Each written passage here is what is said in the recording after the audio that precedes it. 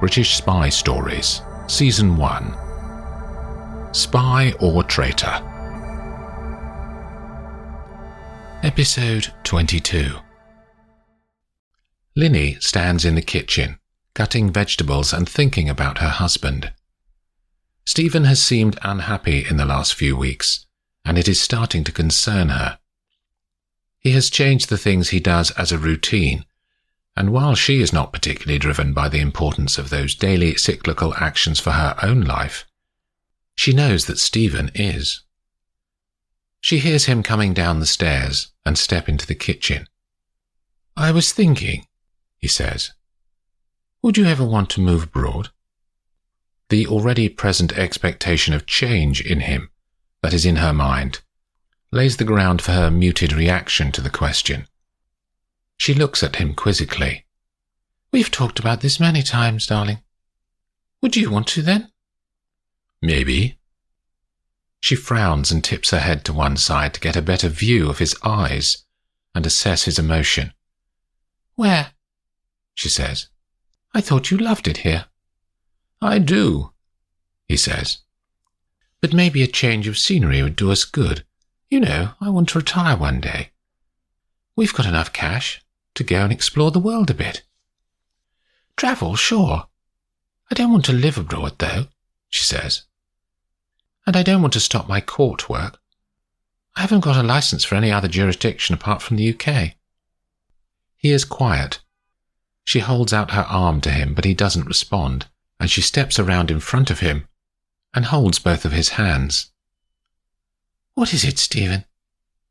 Her grey eyes explore his face for some clue of what has prompted this sudden change in his views after all this time. She can see he wants to talk. She knows how people are in court when they are bursting to relate inner thoughts that have clattered around inside their brain without an escape route. "Anything I can do?" she says. His eyes, that have been avoiding her gaze, finally look down to meet hers. "I'm tired, Linny. Tired of it all." She squeezes his hands and her mouth forms the slightest of smiles. "Do you want to leave your job?" she says. "I don't enjoy it like I used to." "Then get out," she says. "My work pays enough to keep the bills paid. Do something different or nothing. Do what makes you happy." "Easier said than done, darling." "You've been through all sorts of challenges and you're the optimist. Why is it different now?" she says. "I don't know," he begins. "The same things come around year after year. Another new criminal gang or another new threat to our peace. We track them, we infiltrate them, and more often than not, we kill them. The remnants of the movement disperse into different cities, gather more recruits, convince others about the righteousness of their cause, and gradually form into some sort of organization again. Then we find out, and it all goes in a big circle." "I want to help," she says. "I'm not sure you can." "Let's sit down. It's in the oven now for half an hour." They walk through to the sitting room and sit on the sofa that is positioned to give a view of the garden. "Tell me about your case," he says. "I'm still being blocked by the Cabinet Office, to be honest." "What did they say?" "Nothing. That's the point," she says with finality. "I could tell the chap I saw was just playing with me. He was probably sent in to meet me and give the impression of action." "Depends what you want from your witness," says Stephen, turning and giving her a wry smile. "To tell the truth. That's all."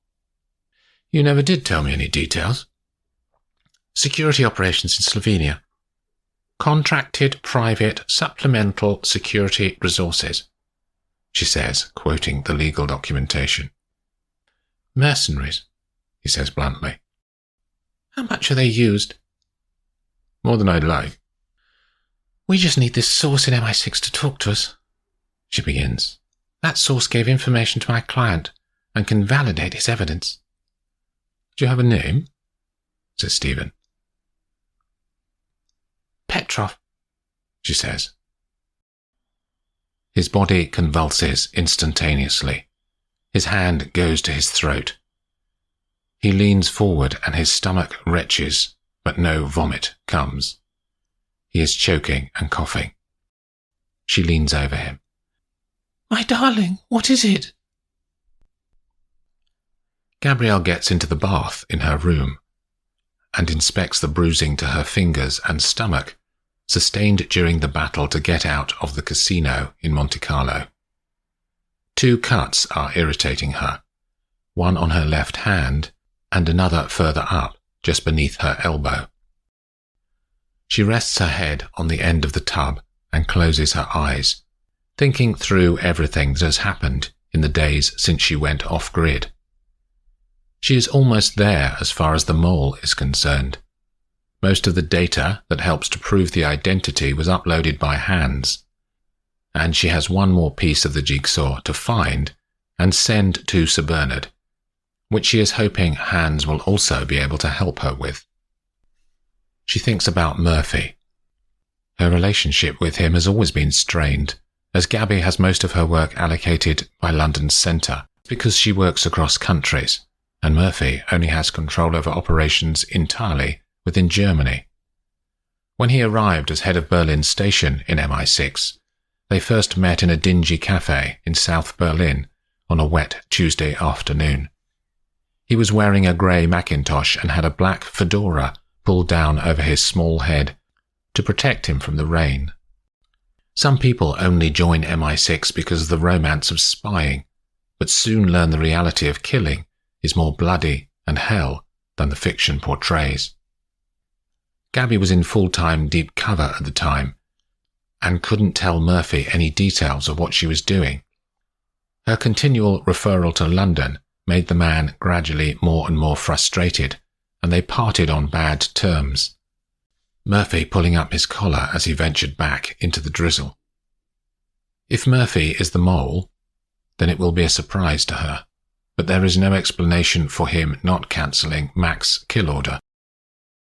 Her phone thrums out a vibration where it rests on the towel next to her.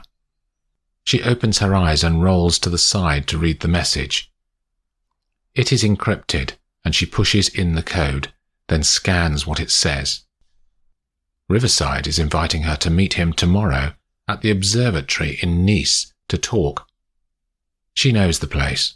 Its isolation makes her feel uneasy, but this may be the way to help her identify the mole if he has any information. The first set of data he gave her checked out, so he may be trustworthy.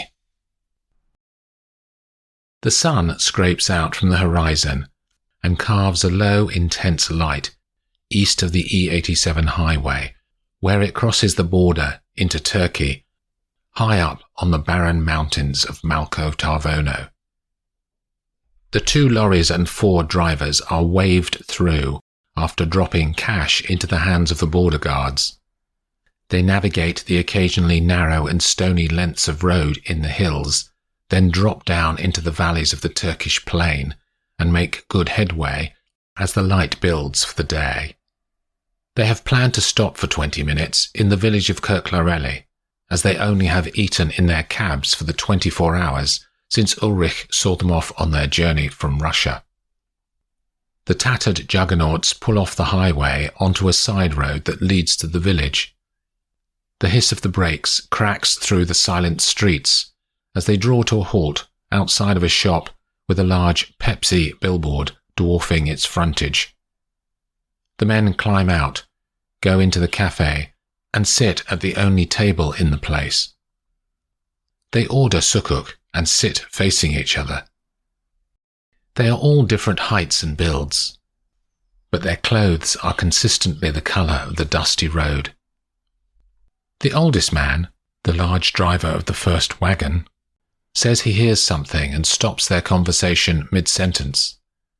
He stands and walks out to the road, then squints into the distance, but there is no one to be seen in either direction. As the other 3 men join him and start to tell him that it is nothing and that he is paranoid, a lorry growls around the final bend on the highway just before the village. It accelerates down the hill, then brakes and follows the route they took 15 minutes ago. It approaches them along the side road. The lead driver gets more agitated and walks back towards his cab. This time his fellow drivers follow suit. The new lorry is all black, from the tar-coloured underbelly to its night-dark canopy and blacked-out windows that reveal nothing of the inside. It slows, then stops 50 yards away from the cafe. But there is no movement. No one gets out. No lights come on. No sound radiates from the truck. The leading driver tells the other 3 men to get the guns from their cabs. They are surrounded by houses that sit either side of the highway, silent and still along the dead straight road. The leading driver takes his handgun and slowly, step by step, walks from the safety of his own lorry and into the no-man's land between him and the new vehicle. His colleagues are silent. They watch each other, cycling their view between each man and then back to the new truck. 6 birds fly without a whisper above the scene in a triangle, heading south. And the men wait. Suddenly, the place erupts with the sound of the bolts being hammered back on the doors of the black lorry. From inside, the blows strike metal 4 times, then a cascade of noise as one back door swings open. And a lone gunman with an Uzi, his face hidden with a balaclava, stands watching the men. For 5 seconds he stands stock still, and a slight breeze drifts up from the south behind him. It moves the open door by his side. Then the other back door slowly swings open, and 3 more armed, masked men stand beside him. They burst out and jump down onto the road, then run towards the drivers, who instinctively turn back and run behind their rigs. The first burst of automatic fire rips across the cab window of the leading vehicle. The main driver leans around his lorry and fires rapidly, hitting one guy in the shoulder. The attackers fan out across the length of the 2 lorries and skirt around to take up firing positions. All 4 of the drivers are firing. 2 are ex-Russian military and are good shots. The other 2 are useless, and both get hit within seconds. The first man is sent flailing into the lorry side, his arms a red mass of shredded flesh. The second is hit in the face and falls to the ground, his body quivering as his life slides away into the soil. The 2 remaining drivers take up positions at the front of their cab. One hits his target and an attacker collapses. They injure a second man in the leg, but their luck runs out, and the remaining 2 attackers overwhelm them. The leading driver and his mate both fall onto the front of their vehicle from a sprawl of automatic bullets, their eyes momentarily staying alive after their hearts have stopped beating.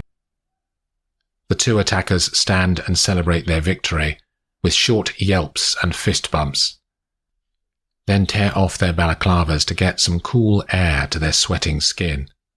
The more junior one grins at the bodies in front of him and turns back to his companion. And Larry Robinson grins right back.